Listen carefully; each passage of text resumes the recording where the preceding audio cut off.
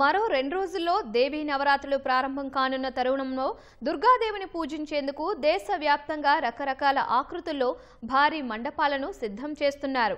ఈ నేపథ్యంలో మధ్యప్రదేశ్ ఇందోర్లో 300 కోట్ల రూపాయల వ్యయంతో భారీ మండపాన్ని భక్తులు ఏర్పాటు చేస్తున్నారు. ఇందోర్లోని విఐపి పరస్పర్ నగర్ కాంప్లెక్స్లో 30 ఎకరాల స్థలంలో ఈ భారీ మండపాన్ని నిర్మిస్తున్నారు. ఇందులో దుర్గామాత విగ్రహంతో పాటు 12 జ్యోతిర్లింగాల ప్రతిరూపాలను ఏర్పాటు చేయనున్నారు. పూణేలోని ప్రసిద్ధ దగ్ధు సేతు, ముంబై ప్రముఖ లాల్ బాగ్చా రాజా, ఇందోర్ ప్రసిద్ధ ఖజ్రానా దేవాలయాల ప్రతిరూపాలను ఇక్కడ ఏర్పాటు చేయనున్నారు. 25,000 చదరపు అడుగుల యజ్ఞశాలను నిర్మిస్తున్నారు. పూజ కోసం 45,000 చదరపు అడుగుల దేవి మండపం, 50,000 చదరపు అడుగుల డైనింగ్ హాల్, 20,000 అడుగుల వంటగదిని నిర్మిస్తున్నారు.